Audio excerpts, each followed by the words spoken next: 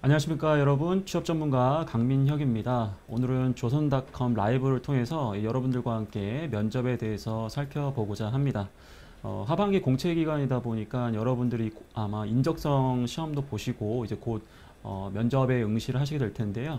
저와 함께 인성 면접과 관련해서 좀 살펴보면서 궁금했던 점이라든지 어려웠던 점들을 좀 해결할 수 있는 그런 시간을 좀 갖고자 합니다. 기본적으로 면접의 종류가 굉장히 많잖아요. 뭐 인성 면접, 구조화 면접, 뭐 토론, 토익, 그리고 PT 면접 등 다양한 면접이 있는데 오늘 시간에는 인성 면접에 대해서 좀 살펴볼 예정입니다.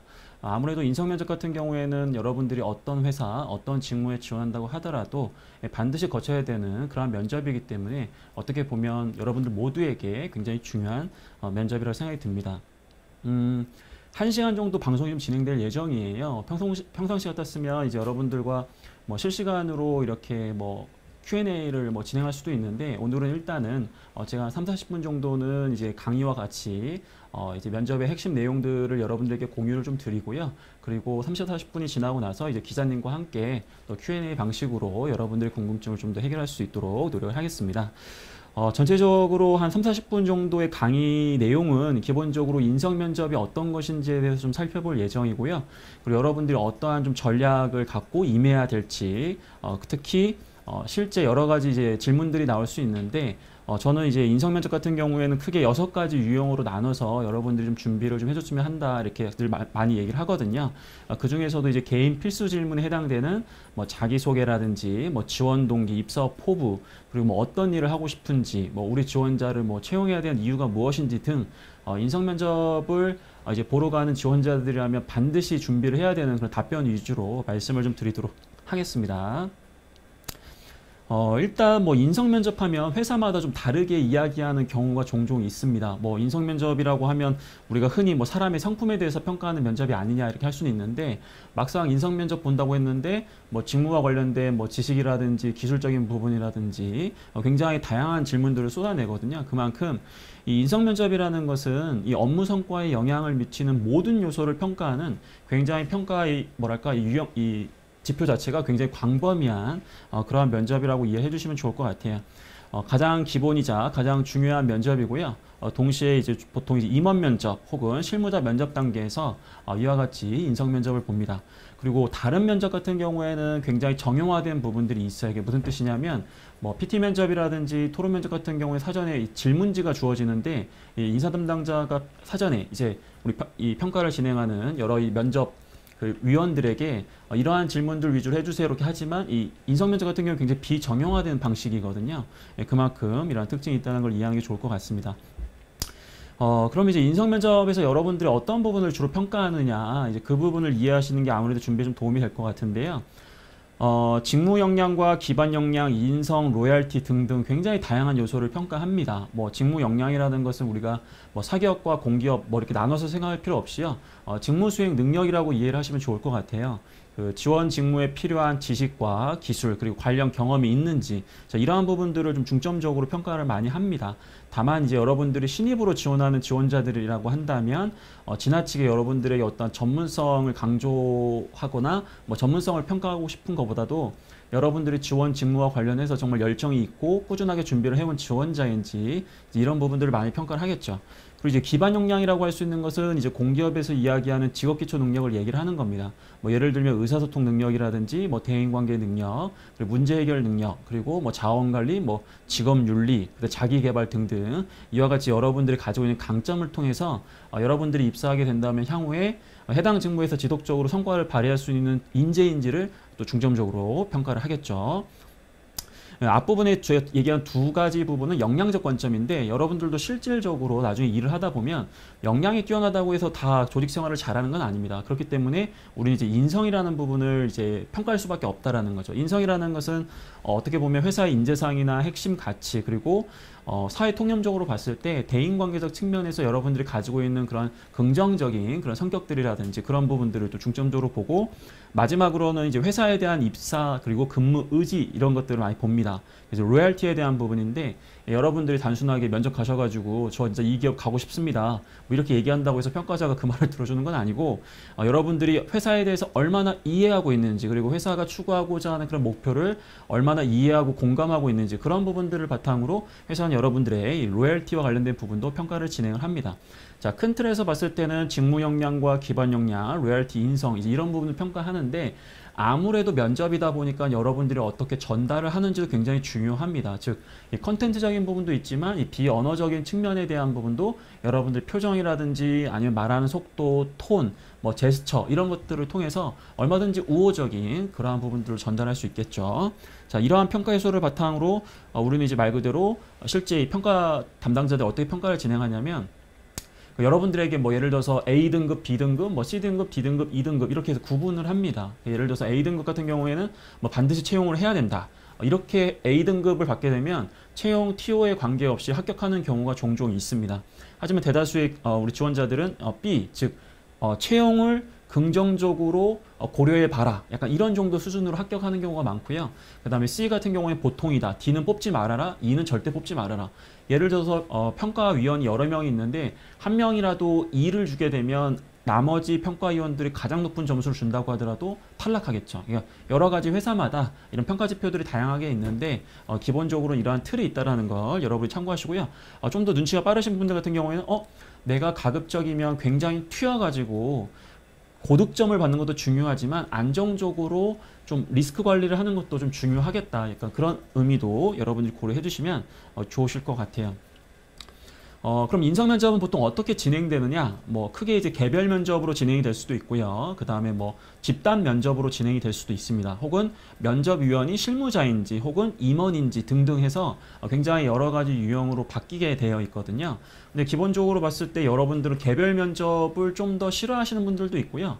그 다음에 뭐 집단 면접을 더 싫어하는 분들도 있습니다. 왜냐하면 이 개별 면접이나 집단 면접에 따라 가지고 여러분들이 이제 말 그대로 긴장도라든지 난이도라든지 뭐 답변의 길을 어떻게 해야 될지 그런 것들도 좀 약간 차이가 있어요. 그래서 지금 방송에서 진행되는 이러한 강의 장표 등을 여러분들이 참고를 좀 하시다 보면 좀 더 쉽게 이해를 좀 해주실 수 있을 것 같고요.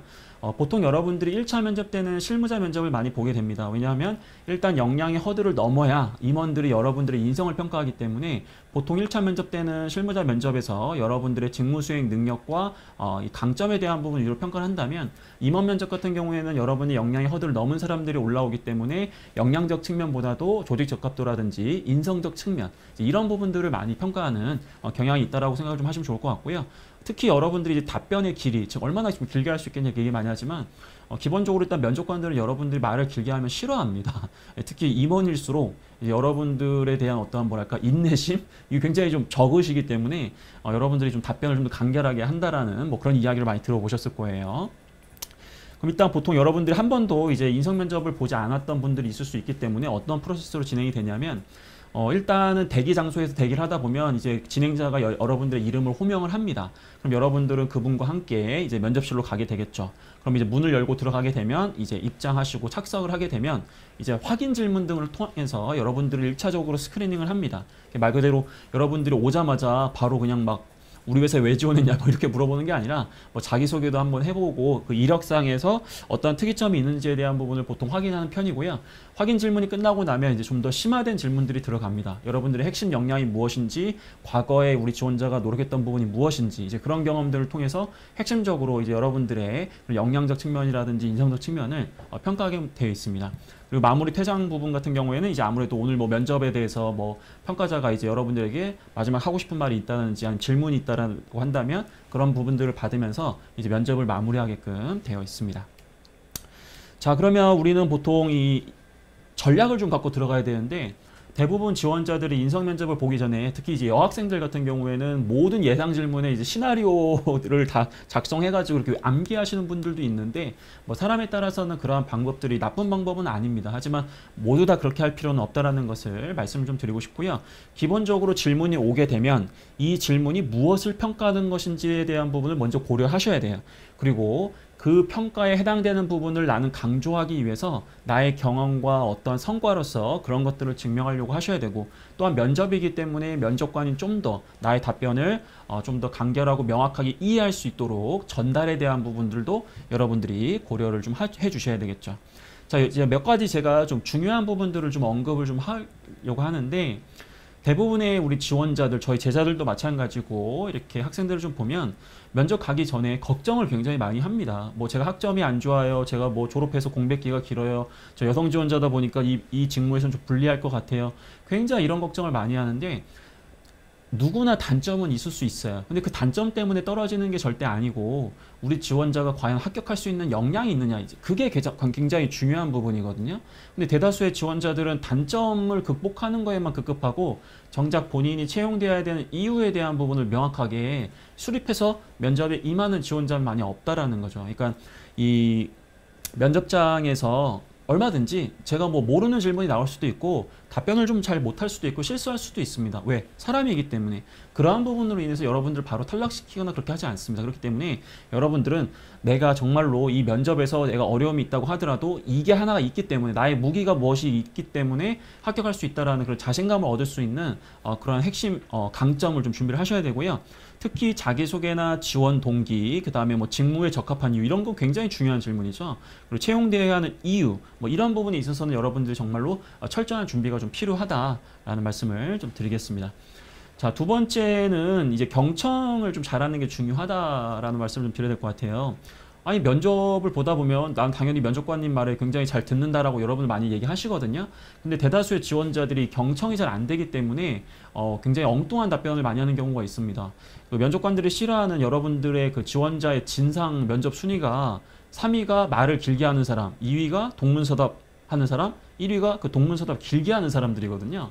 그러니까 대다수의 지원자들이 면접관의 의도가 무엇인지 모르거나 그 질문이 무엇인지 명확하게 듣지를 못하다 보니까 굉장히 이상한 얘기를 많이 하게 된다는 거죠. 그래서 그런 부분들을 여러분들 주의하셔야 되는데, 왜 이런 현상이 발생하냐면 여러분들이 어떠한 질문에 암기를 많이 하다 보니까 그 암기된 내용을 꼭 이야기하려다 보니까 어쩔 수 없이 상대방, 그 면접관의 질문을 추론을 하기 시작해요. 아, 이 질문은 그 질문이다.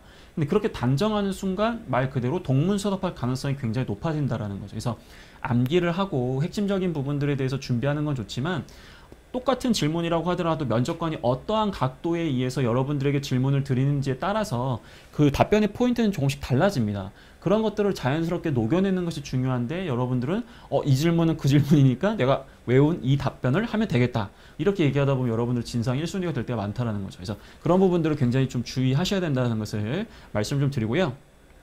면접관이 오늘 뭐 예를 들어서 오늘 뭐 점심때 어떤 거 드셨나요? 이렇게 물어보면 저는 뭐 김치찌개 먹었습니다, 이런 식의 답변이 아니라 제가 오늘 점심때 먹은 음식은, 이런 식으로 면접관이 이야기한 걸 요약해서 먼저 한번 얘기를 하시면 본인 스스로도 약간 뭐랄까 좀 다른 대답을 안 하게 되는 그런 효과들이 좀 있습니다. 이제 그런 부분들도 여러분들이 좀 가볍지만 좀 습관화하셔가지고 답변하시면 좀 더 좋은 답변을 할 수 있을 것 같습니다.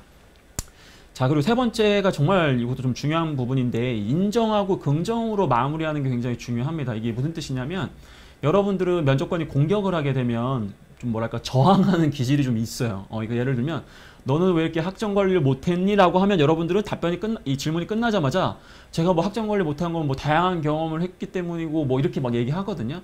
면접관은 다음 질문으로, 다양한 경험을 한 사람들은 그럼 다 학점이 다 부족한 거냐? 듣다 보니까 꼭 그런 건 아니거든요. 그러다 보니까 내가 꼭 그런 건 아니지만 또 그런 것 같기도 하고, 뭔가 이렇게 답변을 긍정하기도 그렇고 부정하기도 그런 약간 애매한 질문들이 나옵니다. 그 말은 뭐냐면, 여러분들이 어떤 공격을 받게 되면 무조건 인정을 하셔야 돼요.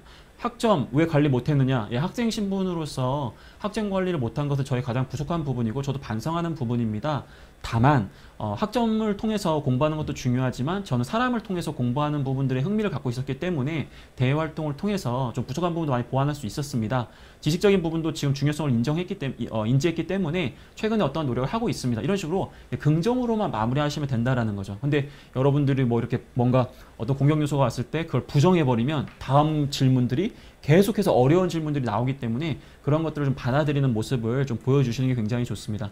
특히 이런 질문들은 여러분들이 뭐 학점에 문제가 있어서 질문하는 건 아니에요. 왜냐하면 학점에 문제가 있었다면 당연히 여러분들 서류 전형에서 탈락시켰겠죠. 근데 서류 전형을 합격시켰다는 것은 그게 문제가 안 되기 때문에 합격시킨 거거든요. 즉 나중에 일을 하다 보면 상사가 여러분들에게 어떠한 것 지적할 수도 있잖아요. 근데 그랬을 때 여러분들이 반응을 핑계를 대면 상사는 굉장히 싫어할 수밖에 없습니다. 근데 그 부족한 걸 받아들이고 고치려고 하시면 상사 입장에서는 같이 일할 때도 분명히 좋겠다라는 느낌이 들겠죠. 그런 부분들도 여러분들이 감안을 해주셔야 돼요. 자, 제가 뭐 여러분들 뭐 저의 이력을 잘 아시는 분들은 뭐 제가 뭐 삼성이나 뭐 SK, 두산, 뭐 컨설팅 펌, CJ, 뭐 외국계 회사 등등에서 뭐 최종 합격을 한 경험을 갖고 있습니다. 그러다 보니까 면접에서 제가 가장 뭐 학생들이 많이 물어봐요. 대체 비법이 뭐냐? 한 가지만 가르쳐줘라 하면 저는 그 한 가지를 항상 이 자신감과 겸손함이라는 키워드를 강조를 합니다. 이거 굉장히 좀 추상적이고 당연한 것처럼 느껴지잖아요. 이 부분이 정말 중요해요. 자신감과 겸손함이라는 건 종이 한 장 차이란 말이에요. 이게 어떤 느낌이냐면 여러분들은 보통 준비된 이 답변이라든지 어떤 자신 있는 질문에 대해서는 굉장히 자신감을 가집니다. 그게 아니고 반대로 하셔야 돼요. 자신 있는 질문에는 힘을 빼셔야 돼요. 겸손할 줄 아셔야 되고 자신 없는 질문에 오히려 힘을 주시고 자신감을 가지셔야 돼요.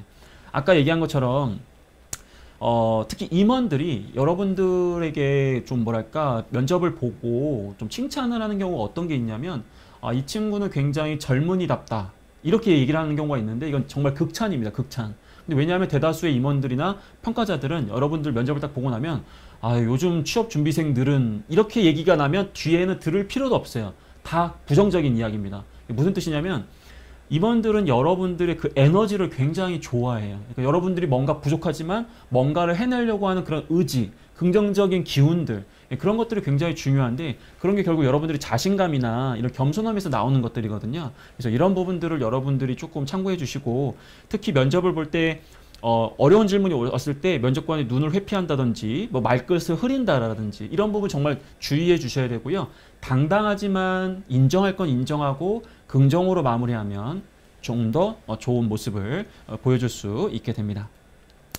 자, 큰 틀에서 저와 함께 기본적으로 이 면접에 대한 뭐 중요한 몇 가지를 좀 살펴봤고요. 지금부터는 개인 필수 질문 유형에 대해서 좀 살펴볼 겁니다. 여러분들이 굉장히 좀 궁금해하는 1분 자기소개 대체 어떻게 하느냐 이 부분도 좀 제가 말씀을 좀 드릴 텐데 면접 전에 무조건 인성 면접을 보러 오라고 하면 무조건 여기 나와 있는 질문들을 준비하셔야 될 것 같아요. 뭐 자기소개, 지원 동기, 어떤 업무 하고 싶은지, 뭐 A 직무가 무엇이라 생각하는지, 뭐 마지막으로 하고 싶은 말이 있냐 이런 것들은 물어보든 물어보지 않든 기본적으로 준비가 되어야 되는 그런 질문들입니다. 그만큼 중요하다고 볼 수 있어요. 자, 일단 자기소개에 대한 부분을 좀 살펴보겠습니다. 자, 자기소개 요거는 정말 여러분들이 아무리 준비해도 어려워요 이렇게 얘기 많이 합니다. 근데 제가 말씀드리고 싶은 건 자기소개의 가장 일단 기본적인 단계는 어떤 느낌이냐면 면접관으로 하여금 여러분들이 신뢰성 있는 지원자, 즉 암기해서 거짓말을 하는 지원자가 아니다. 요거 하나가 중요한 것 같고요. 두 번째로는 기본적으로 여러분들이 좀 이 면접에 좀 적극적으로 임하고 진지하게 임했다. 즉 어느 정도 준비를 좀 잘해왔네. 그 두 가지만 보여주시면 일단은 성공은 하신 거예요. 이게 무슨 뜻이냐? 여러분들이 막 암기도 제대로 안 됐고 그냥 가가지고 면접 자기소개하라고 했는데 안녕하십니까 뭐 몇 년생 뭐 어떤 전공자 뭐 강민혁입니다 뭐 이렇게만 해버리면 너무 성의가 없거든요. 물론 회사마다 어떤 회사 같은 경우에는 어떤 대학 출신 어떤 전공 어떤 성명 누구누구입니다 이런 식으로 포맷을 주는 회사들도 종종 있어요. 근데 대다수의 회사에서는 자유롭게 여러분들이 자기소개를 하게 되는데 여러분들이 어느 정도 좀 준비된 모습을 보여줘야 되다 보니까 이 두 가지 첫 번째는 뭐다? 신뢰성을 얻어라. 자연스럽게 이야기하라 이거죠. 근데 우리가 보통 여러분들 제가 지금 방송을 좀 보고 있잖아요. 근데 예를 들어서 제가 방송을 진행하는 게 굉장히 어색해. 그럼 그 말은 뭐냐? 제가 물론 이게 방송 환경이 좀 바뀌다 보니까 좀 어색한 건 있을 수 있어요. 왜냐하면 제가 지금 여러분들 얼굴을 보면서 갈궈야 되는데 이 카메라 이 앵글을 보면서 얘기하다 보니까 여러분들이 제 이야기를 어느 정도로 이해했는지 모르기 때문에 좀 어색한 건 있을 수 있어요. 하지만 예를 들면 이런 느낌이죠. 제가 강의를 하는데 뭔가 호흡이 가빠와. 그 다음에 뭔가 톤이 일정해. 그런 건 무슨 뜻이겠어요? 뭔가 외워서 얘기했다는 거거든요. 근데 자연스럽게 얘기하다 보면 내가 이야기하는 컨텐츠에 따라서 톤이 높아질 수도 있고 목소리가 커질 수도 있는 거고 느려질 수도 있고 빨라질 수도 있고 이런 것들이 자연스럽게 들어가 줘야 돼요. 그래야 평가자는 아, 이 친구가 정말 자기 이야기를 하나 보다 이렇게 느낌이 오기 때문에 여러분들이 그만큼 1분 자기소개를 준비하셨다고 한다면 외우는 건 좋아요. 단 어떻게 외워라? 정말 철저하게 입에 붙을 정도로 그냥 단추를 누르면 너무나 자연스럽게 나올 정도로 연습을 해주셔야 돼요. 그래서 여러분들 좀 주의하셔야 될 게 뭐가 있냐면 1분 자기소개를 면접 가기 직전에 3시간 안에 만들어가지고 가는 사람도 있어요. 물론 임기응변이 뛰어나신 분들 같은 경우에 그런 방법이 굉장히 좋아요. 근데 대다수의 지원자들은 그런 방식이 굉장히 어렵기 때문에 가급적이면 면접 당일 2, 3일 전에 자기소개 포맷을 완성하시고 그것을 계속해서 이야기하면서 자연스럽게 만드는 게 굉장히 중요합니다. 자, 이 두 가지의 아까 부분 신뢰성과 그 다음에 성이 있다. 요거를 좀 얘기를 좀 해서 제가 말씀을 좀 드렸단 말이죠. 그 다음에 그러면 이제 말 그대로 좀 더 구체적으로 어떤 걸 좀 넣으면 좋을까 이렇게 얘기 많이 하거든요. 자기소개 구성은 어떤 거냐면 일단 헤드라인을 멋지게 뽑아줘야 돼요. 여러분들은 이 헤드라인에 굉장히 강박관념이 있어. 왜냐하면 첫 마디를 굉장히 좀 호기심 유발하고 면접관의 귀가 뭐 쫑긋해질 수 있도록 이렇게 좀 멋있는 말을 하고 싶어 하거든요. 이게 좋다 이거예요. 그러니까 그런 키워드를 좀 이미지화 해가지고 헤드라인으로 담는 건 좋은 방법 중에 하나입니다. 뭐 예를 들어서 제가 지금 뭐 방송을 진행하고 있는데 예를 들면 이런 거죠. 지금 제 옆에 뭐 마우스가 있어요. 예를 들어서 여기 마우스가 있는데 저는 이렇게 마우스처럼 뭐 좌우 뭐 상하 뭐 뿐만 아니라 뭐 어떤 것도 뭐 잘해낼 수 있는 지원자입니다. 뭐 이런 식으로 뭐 비유를 여러분들이 많이 하시거든요. 그냥 비유하는 거는 괜찮다 이거죠. 근데 예를 들어서 어떤 상황에서는 비유가 굉장히 어색해질 때도 있거든요. 이게 무슨 뜻이냐면 평가자가 딱 들었을 때 또 얘가 마우스 얘기해? 오전에도 마우스 얘기했는데? 이런 식으로 뭔가 트렌드를 타는 그런 걸 이야기하지 마세요. 그럼 면접관은 여러분들이 분명히 누군가를 따라했다라고 생각할 겁니다. 이 비유하는 대상도 중요하고 그 비유하는 어떤 이유 그것도 여러분들이 좀 신경을 써가지고 좀 만들 수 있어야 되겠죠. 예를 들어서 내가 상하 좌우 굉장히 뭐 추진력도 있고 잘 움직인다라고 했으면 그것을 증명할 수 있는 과거의 어떤 경험을 이제 얘기해 주셔야겠죠. 제가 대학교 때 어떠한 상황이 있었는데 그때 제가 이렇게 행동을 해서 이러이러한 좋은 성과가 났습니다. 그만큼 저는 뭐 추진력도 있기 때문에 입사하게 된다면 제가 지원한 직무에서 이런 추진력을 발휘해서 좋은 성과를 내겠습니다. 자, 이렇게 이야기하는 게 중수 정도 됩니다. 아까 우리가 얘기했던 초급, 중급, 이제 고급은 그러면 어느 정도 수준이냐.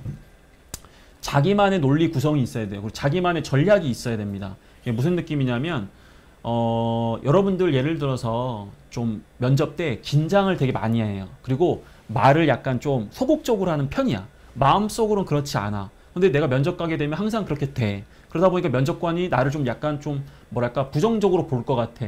그럼 여러분들 어떻게 자기소개해야 되겠어요? 그걸 먼저 얘기하시는 거예요. 제가 주변 사람들한테는 간혹 소극적인 이야기를 듣지만 그러한 편견을 깼던 경험이 너무나 많다. 제 개인적인 부분은 소극적일 수 있지만 제가 어떠한 단체에 소속됐을 때 어떠한 책임감을 발휘했을 때 주변 사람들이 놀랄 정도로 어떠한 적극적인 모습을 보여줌으로써 이러한 성과를 낸 적이 있다.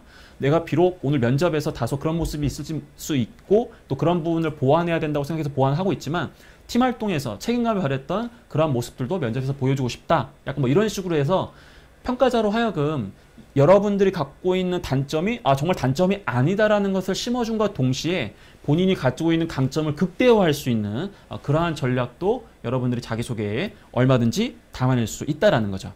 자, 제가 지금 뭐 초급, 중급, 고급 단계로 뭐 이렇게 나눴는데 자기소개를 하는 방법들은 굉장히 여러 가지가 있어요. 제가 그냥 몇 가지 사례를 이렇게 말씀을 좀 드린 겁니다. 그렇기 때문에 여러분 참고하시고 일단은 이 사람 강의를 들어보니 일단 좀 성의 있게 준비하자. 그리고 자연스럽게 좀 얘기하자. 이게 좀 중요하고 그 다음에 여러분들 경험을 바탕으로 좀 연결하는 그런 부분들. 제가 지금 여러분들 장표에 보면은 여러 가지 여러분들이 강조할 수 있는 키워드들을 예를 들어서 몇 개를 좀 이렇게 보여줬어요. 그래서 뭐 예를 들어서 세심함이라는 것을 선택을 한다.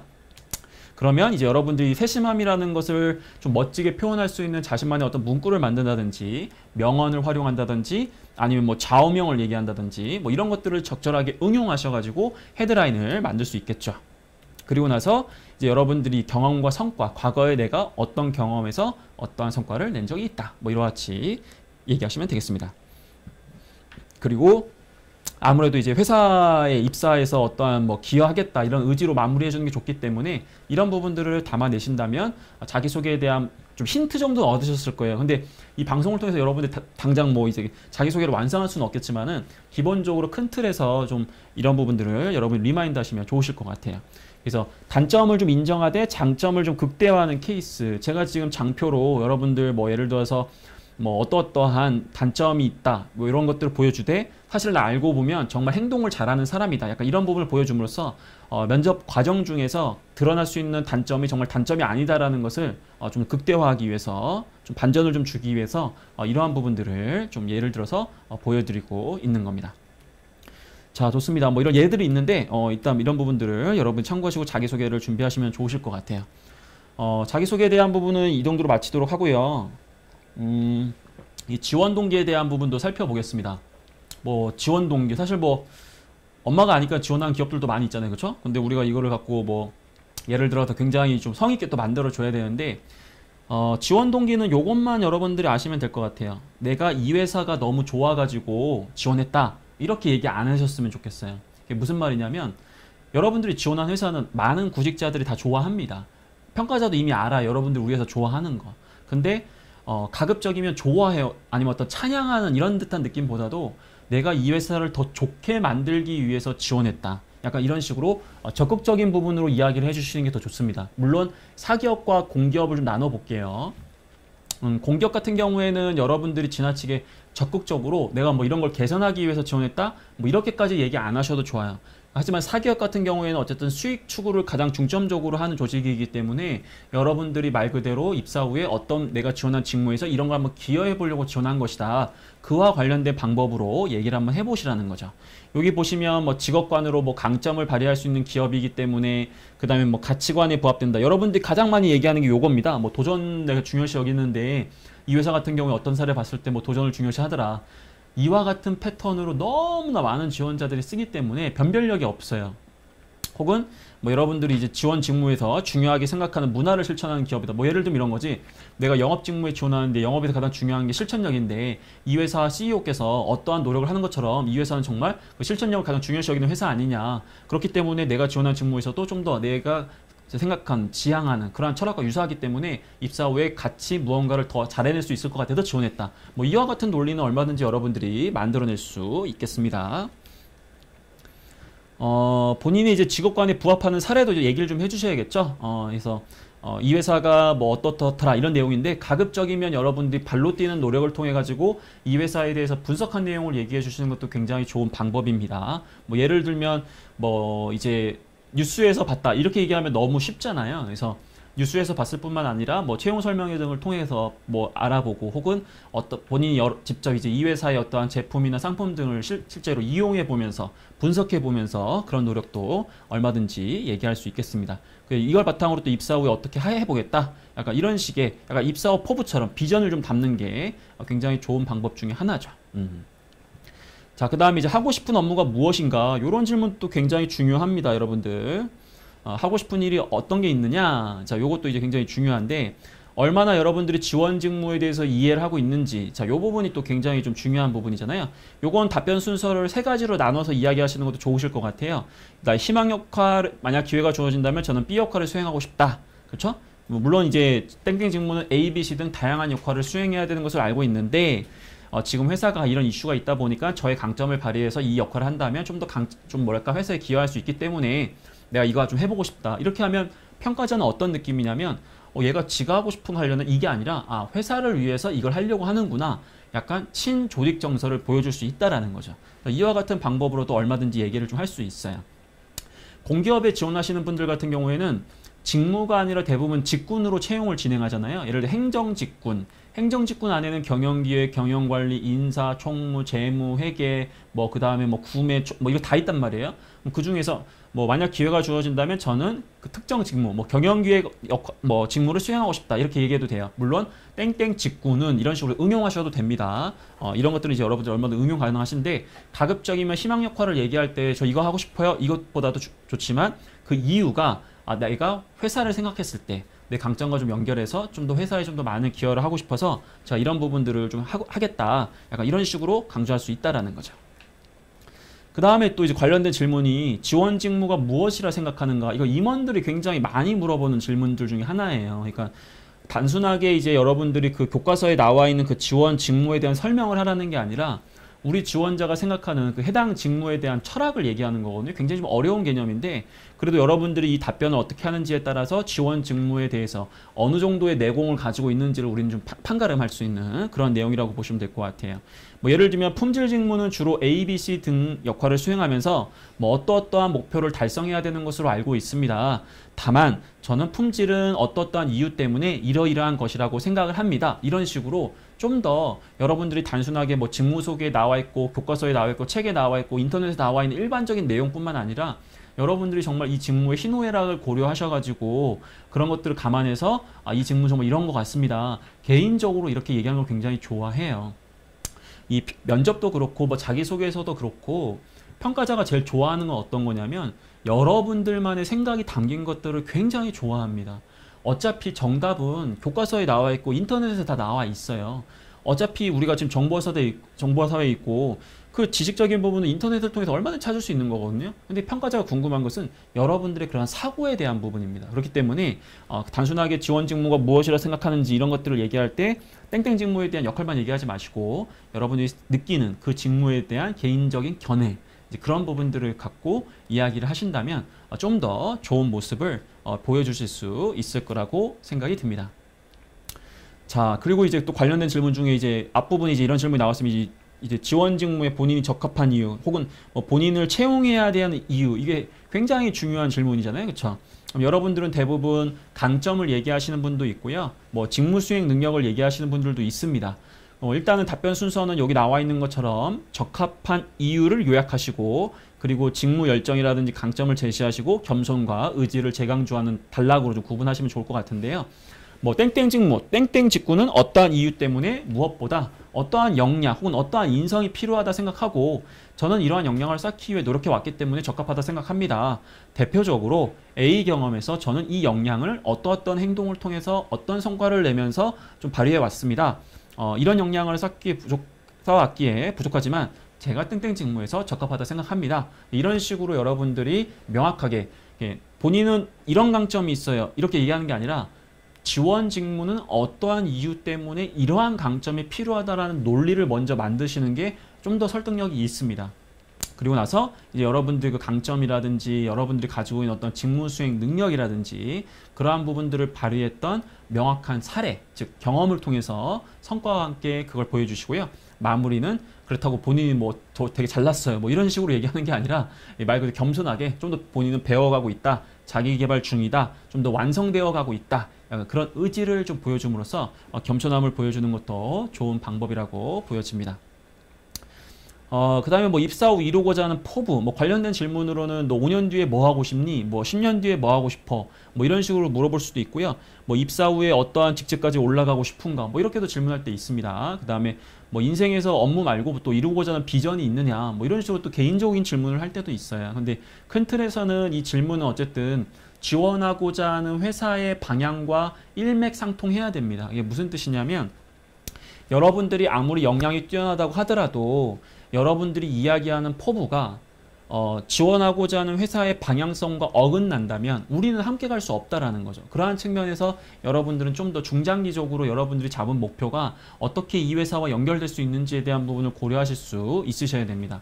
즉 중장기적인 비전이 일치된다. 그리고 그걸 달성하기 위해서 이러한 구체적인 계획을 수립했다. 그리고 입사에 대한 어려움을 어떻게 해결할 것이다. 여기 보여 있는 것처럼 비전 일치와 구체적인 계획과 마인드셋 이 부분을 이제 단계적으로 강조하시면 여러분들이 좋은 모습을 보여줄 수 있는데 사실 여러분들이 방송을 좀 들으면서 이거 되게 쉬운 것 같은데 막상 준비하면 잘 안 돼요. 그게 왜 그러냐면 직무에 대한 이해 그리고 회사에 대한 분석이 아직 좀 부족한 부분이 있을 수 있거든요. 결과적으로 이거는 회사에 대한 이해와 직무에 대한 분석이 선행됐을 때 비로소 얘기할 수 있는 그런 부분입니다. 그러다 보니까 여러분들이 요구 부분에 맞춰가지고 이야기를 하기 위해서라도 항상 회사에 대한 이해나 직무 분석에 대한 노력을 꾸준하게 해 주셔야 된다는 거죠. 뭐 장기적인 포부, 저는 중화권과 관련된 채용 시스템을 구축하고 싶다. 왜냐하면 니네 회사가 이게 중요하기 때문이다. 이걸 달성하기 위해서 나는 입사 초기에 좀 어려운 업무부터 하면서 현장에서 역량을 좀 쌓아갈 것이다. 그 다음에 입사하게 된다면 뭐 이런 어려움이 있겠지만 나 이런 것도 어떻게 극복할 것이다. 자, 이와 같은 방법으로 얘기를 하는 게 좋다라는 거죠. 몇 가지 좀 주의사항을 얘기를 해드릴게요. 여러분들 입사 포부 얘기할 때 뭐 자격증 따겠다, 뭐 대학원 가겠다, 뭐 공부하겠다 이런 얘기는 가급적이 하지 마세요. 왜냐하면 상사는 여러분들이 그렇게 공부하는 거 별로 좋아하지 않습니다. 그러니까 공부는 그냥 알아서 하는 거예요. 알아서. 그리고 일을 통해서 하는 거지.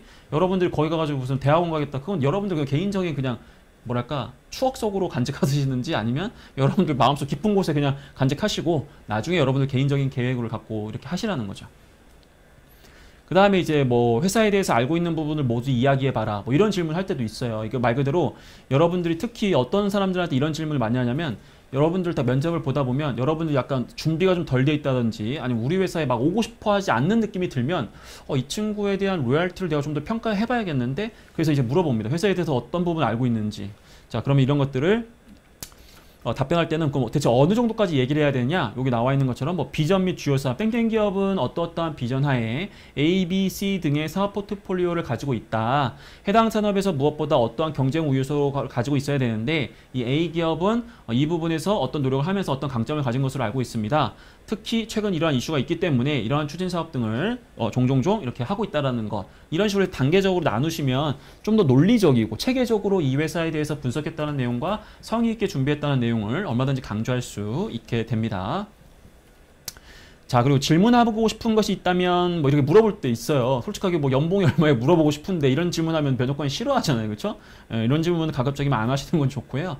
가급적이면 지원 직무와 관련해서 우리 지원자들이 뭐 해당 직무에서 존경받는 분들이 어떤 분인지 알고 싶다. 약간 이렇게 인터넷에서 찾을 수 없는 거 있죠? 약간 그런 것들 하시는 게 좋고요.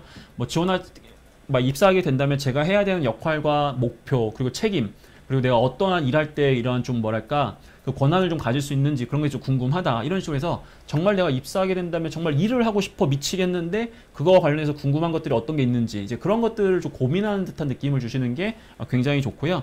회사와 관련해서 물어보시면 분명히 면접관도 잘 모르는 내용일 수도 있어요. 그러면 면접관들이 여러분한테 또 되묻습니다. 그럼 여러분들은 뭐라고 생각하세요? 이렇게 할 수 있기 때문에 그런 부분도 참고를 좀 하시고 하시면 좋을 것 같아요.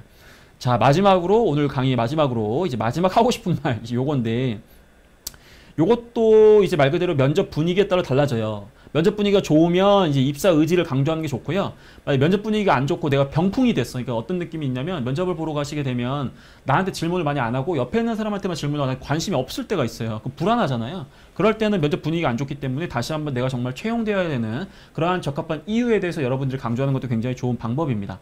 면접에 본인이 기대한 수준 이상으로 진행됐을 경우에는 이제 면접관님들을 좀 배려하는 이야기도 할 수 있고요. 여러분들이 이제 면접에 대해서 좀 뭐랄까 좀 긍정적으로 좀 임했고 그 다음에 입사 어떻게든 좀 하고 싶다라는 그런 의지를 담으시는 게 좋겠고 기대한 수준 이하로 분위기가 안 좋다 그럼 쏟아내셔야 돼요. 여기서 여러분들의 모든 역량을 쏟아내는 겁니다. 어쨌든 밑져야 본전인 거예요. 그 상황 자체가. 그렇기 때문에 이제 이런 부분들을 얘기를 해주시면 좋으실 것 같아요. 뭐 한국전력이라든지 뭐 회사마다 그 회사의 특징이 있잖아요. 뭐 한국전력 같은 경우는 어쨌든 에너지를 만드는 기업이니까 여기 나와 있는 것처럼 제가 뭐 긴장을 많이 하다 보니까 뭐 이렇게 면접관 피곤하게 해드렸고 불필요한 에너지 너무 낭비한 것 같다. 입사하게 된다면 좀 효율적으로 일을 해가지고 나부터 에너지를 절약할 수 있는 사람이 되겠다. 이렇게 해서 좀 더 그 회사의 분위기에 맞춰서 얘기하는 것도 좀 더 성의 있고 센스 있는 그러한 답변이 좀 될 수 있습니다. 무조건 이렇게 암기한 걸 얘기하려고 하진 마시고요. 여러분들이 준비된 부분도 있지만 그 상황에 맞게 그런 것들을 응용하시고 적절하게 면접관과 대화하듯이 하는 게 굉장히 중요하다는 것을 끝으로 말씀을 좀 드렸습니다. 자, 여러분들과 함께 이제 인성 면접 간단하게 한번 좀 살펴봤어요. 중요한 부분을 몇 개 살펴봤는데 지금부터는 저희 우리 기자님과 함께 또 여러분들 이 면접과 관련해서 내용을 좀 살펴보도록 하겠습니다.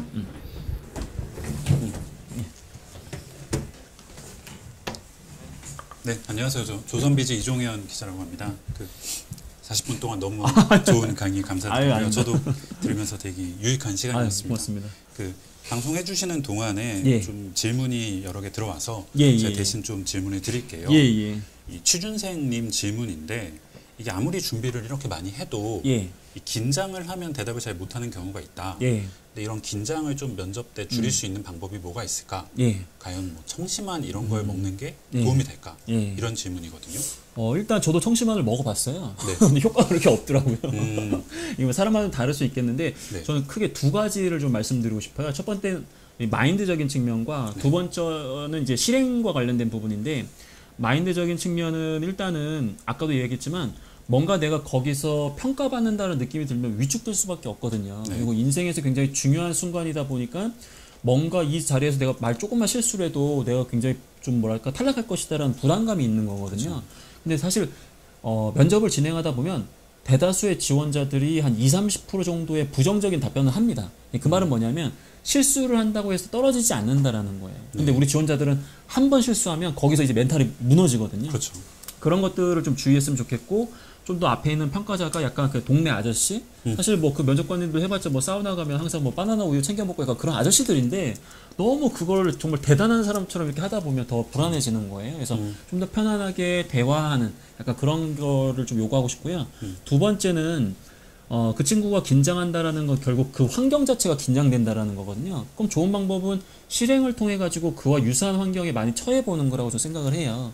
뭐 예를 들어 가지고 저 같은 경우에도 방송을 뭐 5년 전부터 해서 뭐 이렇게 많이 해봤지만 처음도 굉장히 긴장되고 물론 지금도 긴장이 되지만 좀 줄어들었거든요. 그 말은 뭐냐면 면접을 좀 많이 볼 수 있는 기회들도 좀 있어요. 이게 무슨 말이냐? 네. 뭐 중소기업이 됐든 강소기업이 됐든 관련된 기업에 많이 지원을 하다 보면 면접 기회를 얻을 수는 있잖아요. 내가 그 기업에 가고 싶지 않다고 하더라도 때로는 그런 면접 기회를 잡으셔가지고 그런 환경에 많이 처해보면 되게 좋아요. 그러면 나중에는 면접관들이 나한테 어떤 걸 궁금해하는지 나중에는 내가 이렇게 얘기하면 좋아하고 또 이렇게 얘기하면 굉장히 싫어하는구나. 그런 걸 느끼기 시작하면 그때부터는 굉장히 역량이 개발되는 거거든요. 그래서 저는 그 두 가지 부분을 좀 강조를 하고 그런 싶습니다. 지원자들끼리 이 면접 스터디도 많이 하잖아요. 예, 본인들이 이제 면접관이 되기도 하고. 맞습니다. 근데 그런 면접 스터디를 하는 것도 실제로 도움이 될까요?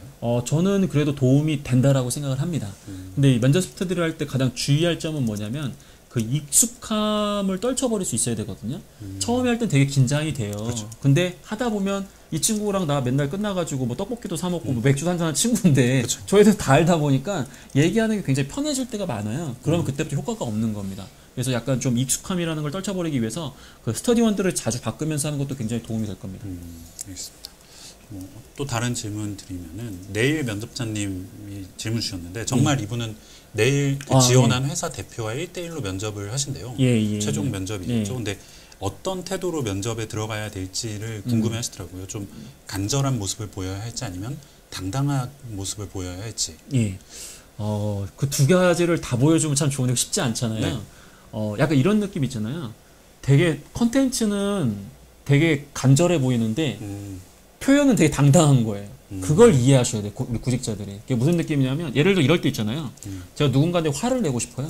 내용이 되게 안 좋은 내용인데 네. 이걸 또 굉장히 막 윽박 지르면서 해버리면 그게 너무 이게 좀 안 좋아질 때가 있잖아요. 그렇죠. 근데 그럴 때는 컨텐츠는 안 좋지만 대할 때는 굉장히 물론 듣는 사람 입장에서는 어쨌든 안 좋게 느껴지겠지만 그런 것들을 좀 조절했으면 좋겠어요. 그래서 우리 지원자가 내일 1대1 면접을 본다라고 하면 기본적으로 일반적인 면접은 아니에요. 왜냐하면 굉장히 형식적인 게 아니라 되게 자연스럽게 면접을 진행할 거예요.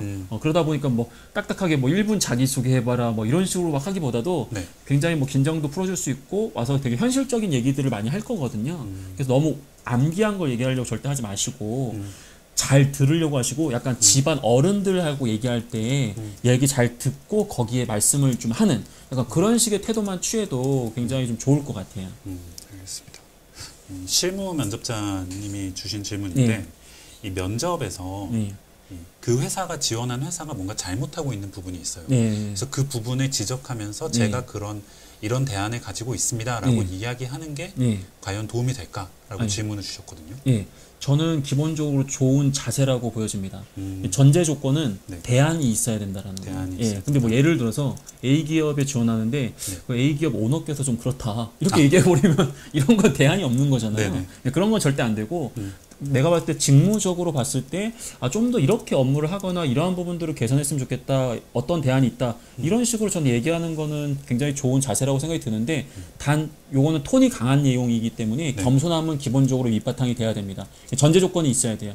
전략이라는 것은 기본적으로 뭐 다양한 아이디어도 중요하지만 해당 회사의 현상을 그 현황을 좀 반영할 수 있어야 되는데 제가 현직자가 아니다 보니까 그런 부분이 좀 부족하긴 하다. 다만 그래도 외부적인 측면으로 봤을 때 이런 걸 개선했으면 좋겠다. 이런 식으로 전제를 깔아주셔야 돼요. 사실 이런 다나가님이 주신 질문인데 예. 저도 이 질문 예전에 한 10년 전에 면접에서 굉장히 당했던 기억이 있는데 예. 이 당신을 뽑아야 하는 이유를 말해봐라라는 예. 질문이 사실 네.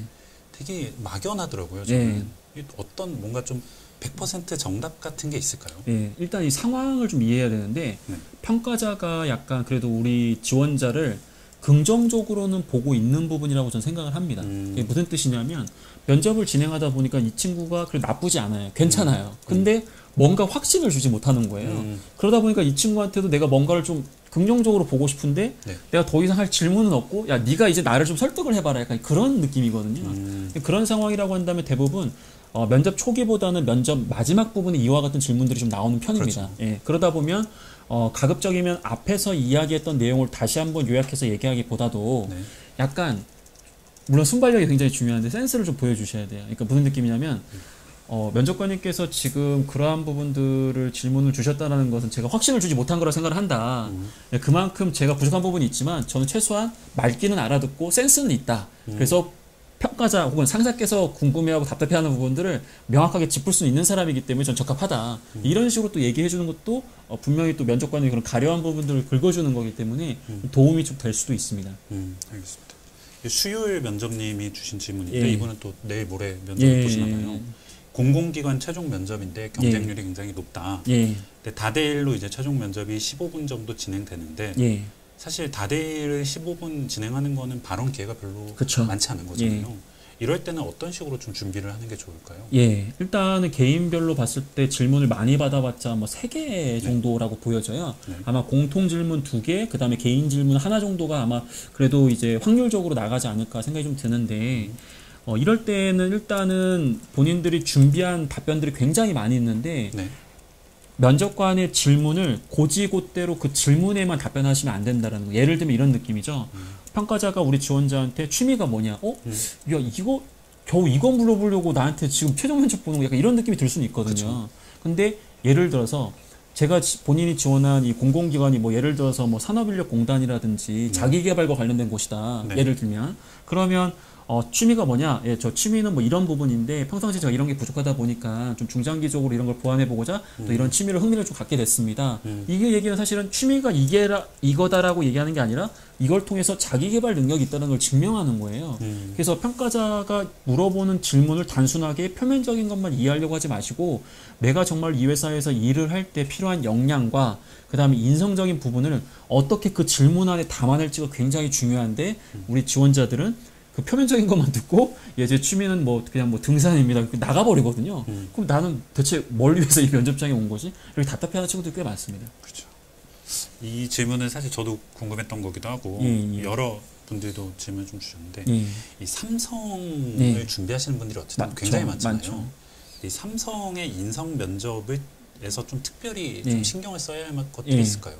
일단은 뭐 S그룹 같은 경우에는 기본적으로 그 조직의 그 특징을 이해하셔야 되는 게 워낙에 방대한 조직을 좀 갖고 있거든요. 그러니까 그러다 보니까 기본적으로 조직 간의 의사소통이라든지 그 다음에 우리가 흔히 이야기하는 뭐 친기업적 정서 뭐 이런 부분들이 타 사기업에 비해서도 굉장히 또 중요해요. 물론 이제 삼성을 면접 보게 되면 실무자 면접을 통해서 직무와 관련된 지식, 그다음에 임원 면접을 통해서 조직적 합도, 창의성 면접을 본단 말이에요.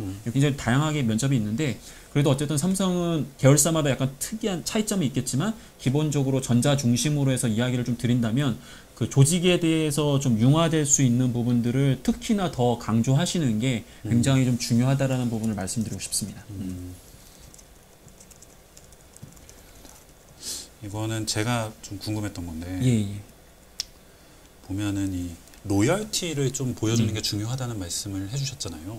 근데 이게 자칫하면 아부하는 것처럼 비춰질 수도 있지 않을까. 근데 그 딱 경계를 어떻게 나누는 게 방법이 있을지. 로열티라는 부분은 전 이렇게 생각을 합니다. 그래서 무조건 제가 이 회사에 입사하고 싶어요. 이런 건 절대 면접관이 믿질 않거든요. 그쵸. 이 친구가 과연 우리 회사를 분석하기 위해서 얼마나 노력했느냐 이걸 이제 평가하는데 저희 학생들 같은 경우에는 뭐 일반 지원자들 중에 이런 지원자들이 있을 거예요. 뭐 예를 들어서 패션 회사에 지원을 한다. 그러면 그 패션 회사 그 매장 밖에서 한 일주일 동안 밖에서 막 사진을 찍습니다. 멀리서. 그래서 어떤 옷을 입은 사람들은 나올 때 보통 뭘 안 사와요. 근데 어떤 옷을 입은 사람들은 보통 뭘 사오더란 말이에요. 그걸 본 다음에 내가 마케팅 담당자로서 이런 사람들을 공략하기 위해서 이런 걸 해보고 싶다. 이게 로열티라는 거예요. 그러니까 로열티가 나 입사하고 싶어요가 아니라 야, 이 친구의 이야기를 들어보니까 정말 우리 회사에 대해서 고민 많이 했구만. 그게 들어가주는 게 진정한 로열티예요. 근데 뭐 저 이 회사 무슨 홈페이지 봤고요. 이런 내용 너무 당연한 거기 때문에 실제로 뭔가 행동으로 보여주는 맞습니다. 것도 필요하다는 말씀이신 거죠. 이 직무 전문성 굉장히 중요해지고 있다는 이야기가 있는데 과연 신입 직원 같은 경우에 어느 정도의 전문성을 좀 보여주는 게 필요할까요? 일단은 이공계 같은 경우에는 특히나 그 전공과 관련된 지식적인 부분의 성취도가 굉장히 중요합니다. 왜냐하면 이공계 교과목이 직접적으로 업무 수행에 100% 연결되는 것은 아니지만 연구개발이라든지 생산이라든지 품질 이런 데는 기초적인 지식이 좀 필요하거든요. 근데 인문상경계가 지원하는 부분 같은 경우에는 전공뿐만 아니라 이 지식적인 부분도 있지만 경험에 대한 부분이 더 중요합니다. 그래서 우리가 이제 보통 이 직무 역량을 얘기를 할 때 그 학생들이 너무 부담을 가질 필요는 없고요. 대신에 내가 지원하는 직무가 어떤 역할을 해야 되는지 그리고 그 안에 들어가는 그 업무 매뉴얼이라든지 그런 것들을 이해할 정도의 수준만 되시면 일단은 좋을 것 같고요. 우리 또 신입 지원자들 같은 경우에는 전문성을 강조하려고 하지 마시고 내가 그 직무에 열정이 있다. 그걸 강조하시는 게 더 좋고요. 다만 경력사원 같은 경우에는 전문성을 강조하셔야 됩니다. 좀 관련된 질문일 수 있는데 백수이님이 주신 질문인데요. 경제학 전공이고 금융권에 지원을 하고 있는데 법학 관련해서 경력이 있으시대요, 짧은. 근데 이제 지원서에 이 법학 관련 경력을 써도 될까? 이렇게 전혀 이제 다른 분야인데 이게 가산이 될까? 이런 질문이시거든요. 일단은 가산점까지는 없을 수 있지만 감점은 되진 않습니다. 근데 이제 학생들이 걱정을 많이 해요. 면접 때 공격받을까봐. 너 왜 법학하다가 갑자기 일로 왔을까? 이런 느낌을 주거든요. 그렇죠. 근데 우리 지원자들한테 꼭 얘기해주고 싶은 게 우리는 아직 진로 확정이 안 된 상태의 지원자들이거든요. 그렇기 때문에 너무 지나치게 과거에 본인이 노력이 지원 직무에 100% 연결되지 않는다고 해서 그런 부분을 걱정할 필요는 없는 게 다 의미 있는 공부와 의미 있는 노력들이거든요. 그래서 저는 그런 부분들을 기재하시고 다만 그 당시에 왜 그런 걸 했는지 그리고 그걸 통해서 어떤 역량을 또 배워왔는지 그것만 잘 강조하셔도 저는 충분히 나중에 이 자도서나 면접 단계에서 가산점을 얻을 수 있는 요소라고 생각이 듭니다. 아까 말씀해 주실 때 뭔가 기업들은 이 대학원 혹은 공부하겠다 이런 걸 좀 안 좋아한다고 했는데 질문 들어오신 게 한화그룹 같은 경우는 배우는 조직 문화를 중시하는 걸로 알고 있는데 그런 경우에는 어떻게 해야 되냐? 하나뿐만 아니라 모든 기업들은 배움을 중시합니다. 그렇죠. 표면적으로는 다 배우라고 하지 누가 거기서 배우지 말라고 하겠어요. 맞습니다. 근데 거기서 배우라는 거는 일을 통해서 배우라는 거예요. 그게 무슨 느낌이냐면 솔직하게 말씀을 드려서 저희가 책 본다고 해가지고 무슨 일이 잘 되지 않잖아요. 근데 물론 책도 중요하죠. 근데 기본적으로는 직접적으로 그 업무 성과와 관련해서 많은 일을 하다 보면 그 현장의 노하우가 더 쌓이는 게 더 중요한 거예요. 물론 우리가 이제 말 그대로 이 역량 개발하는 관점으로 보면 지식적인 부분과 기술적인 부분, 이 경험적인 부분 다 종합적으로 필요한 건 맞는데 그 아까도 얘기했지만 배움을 중시한다고 해서 대학원에 가서 배울 필요는 없다. 그 말씀을 꼭 그거를 신입 면접에서 굳이 이야기할 필요는 없다는 맞습니다. 거죠. 석박사 중에서는 석사 같은 경우에는 박사와 연계해가지고 좀 더 좀 세부적으로 공부를 해야 되는 그런 특정한 직무들이 있긴 해요. 근데 그런 부분들은 대부분 입사할 때부터 그러한 전형으로 연결되는 경우이기 때문에 그런 얘기가 가능한 것이고 일반적으로 우리 지원자가 적극적으로 먼저 대학원 가서 공부하겠다는 말을 저는 그렇게 할 필요는 저는 없다고 생각을 합니다. 아까 말씀해 주신 것 중에 이제 공기업과 사기업을 약간 나누신 것도 재밌다는 생각이 들었는데 이 업권에 따라서 산업별로도 면접 준비를 좀 다르게 할 필요가 있을까요? 네, 맞습니다. 기본적으로 예를 들면 일단은 공기업과 사기업은 NCS의 공기업, 그 다음에 사기업의 과거 역량 중심의 채용 사실은 일맥상통하는 분야는 맞아요. 근데 사기업 같은 경우에는 아직까지도 좀 스펙적인 부분들을 많이 이제 보는 편이고요. 공격 같은 경우에는 뭐 학점을 입력하지 않게 한다든지 어느 대학을 나왔는지도 절대 기재하면 안 되고 그다음에 자기소개서에도 우리 지원자를 유추할 수 있는 어떤 인적사항을 기재하면 안 되거든요. 네, 그만큼 좀 더 열린 채용이 공기업에서 지금 진행되고 있습니다. 그다음에 뭐 산업별로 좀 나눠 본다면 뭐 예를 들어서 뭐 유통산업 같은 경우에는 경험을 좀 더 중시하는 경향이 있고요. 그다음에 B2B 같은 경우에는 뭐 우리가 뭐 조선, 화학, 뭐 전기, 전자 이런 쪽은 경험보다는 아무래도 지식적인 부분을 좀 더 중요시하는 부분 특징이 있거든요. 네, 그러다 보니까 산업별로도 좀 더 그 준비하는 이런 뭐랄까 방향성이 조금씩은 좀 달라져야 된다고 생각을 하셔야 됩니다. 질문 나왔던 것 중에 PJP님 질문인데 이 언론사의 경우에서 이제 면접을 준비할 때 기자로서 패기를 좀 중요하게 어떤 보여줘야 할지 아니면은 이 회사원으로서 조직과 잘 어울리는지를 보여줘야 할지 궁금하다는 질문이 있어요. 이 질문은 좀 어떻게 기자님께서 뭐랄까 그 선배의 노하우를 좀 더 보여주시는 게 더 적합한 질문이 아닐까. 뭐 제가 이제 말 그대로 개인적으로 봤을 때는 뭐 패기 있는 모습을 보여주는 것은 좋지만 그래도 기본적으로 그 언론사의 방향성이 좀 있다라고 생각을 합니다. 뭐 기자 정신이 밑바탕이 돼야 되는 건 당연하겠죠. 하지만 그 기본적으로 그 언론사의 방향성을 넘어서는 모습을 좀 보여주는 거는 저는 지양해야 된다라고 저는 생각을 하는데 아무래도 이제 선배들 입장에서 좀 더 전문가적인 답변도 주실 수 있으실 것 같아요. 저도 사실 뭐 면접관으로 들어간 적은 아직 없지만 뭐 앞에 이제 다른 분도 기자 면접 어떻게 준비해야 되냐는 질문이 나와서 이제 제 생각 간단하게 말씀드리면은 저는 굉장히 좀 내가 어떤 사회적인 이슈에 대해서 관심이 많고 많이 찾아본다는 걸 보여주는 게 되게 중요한 것 같거든요. 그러니까 조직과 뭐 융화되고 이런 거는 입사 이후에 또 어떻게 보면은 조율할 수 있는 지점이 있고 기자는 좀 그런 어떤 사회적인 이슈에 대해서 좀 감각이 있다는 걸 보여주는 게 중요한 것 같아요. 제가 봤을 때도 지금 얘기 들어보니까 그런 것 같습니다. 알겠습니다. 뭐 좀 마지막으로 좀 계속해서 질문 나왔던 것 중에 하나가 도대체 이 마지막 말을 이제 설명을 좀 해주셨지만 어떻게 준비하는 게 정말 중요하냐. 그리고 이제 이 면접이 분위기가 사실 굉장히 나한테 안 좋게 돌아간 것 같은데 좀 이거를 확 뒤집을 수 있는 한마디가 뭐가 있을까. 이런 질문들이 좀 있었는데 좀 어떻게 다시 한번 정리해서 말씀을 좀 부탁드릴게요. 일단 마지막 하고 싶은 말을 통해 가지고 내가 탈락하다가 합격하는 경우는 사실 거의 없어요. 그만큼 이미 평가자는 마지막 하고 싶은 말이 있느냐는 그냥 약간 뭐랄까 고객 관리 차원에서 하는 경우가 많아요. 그러다 보니까 이미 평가는 거의 마무리된 상황이 많기 때문에 거기서 뭔가 뒤집기는 좀 어렵고요. 다만 애매한 상황이라고 한다면 충분히 뒤집을 수는 있어요. 그렇기 때문에 우리 지원자들이 마지막 하고 싶은 말 끝까지 포기하지 않는 게 제일 중요하고요. 그리고 면접관이 약간 그 뭐랄까 예를 들어서 오늘처럼 지금 시간대가 지금 4시 정도 돼 가잖아요. 근데 뭐 예를 들어 5시, 6시 때 면접을 보고 면접관이 굉장히 피곤해요. 근데 그런 상황에서 또 내가 막 말을 장황하게 해버리면 면접관 마음속으로 이거 눈치도 없는 놈 약간 이렇게 생각할 수 있잖아요. 그런 상황들이 굉장히 맞추셔야 돼요. 그래서 그런 상황에 맞춰가지고 좀 더 핵심만 간결하게 얘기하는 방법도 있고 단 공통적인 것은 내가 정말 이 기업에서 입사를 하고 해서 어떤 것들을 이루어서 정말 조직과 함께 성장하고 싶은 의지 그거는 기본적으로 무조건 담아주셨으면 좋겠어요. 알겠습니다. 저희 오늘 방송은 여기서 이제 좀 마무리를 하고 다다음 주 월요일에 이제 또 그때는 어떤 거 얘기해 주실 거죠? 그때는 뭐 이제 PT 면접이랑 그다음에 토론 토의 면접과 관련해서 또 제가 이제 뭐 이런 평가 지표라든지 어떻게 그걸 이제 답변하는지 뭐 그런 부분들과 이제 또 여러분들 궁금한 점들 같이 좀 해결할 수 있는 시간이 될 것 같습니다. 다음 방송은 22일 월요일 오후 3시에 예정돼 있으니까 많이 또 면접 준비해 주시는 분들은 시청 부탁드리고요. 오늘 방송은 이제 조선닷컴이랑 유튜브에서 다시 보실 수 있습니다. 그럼 오늘 방송 감사합니다. 감사합니다.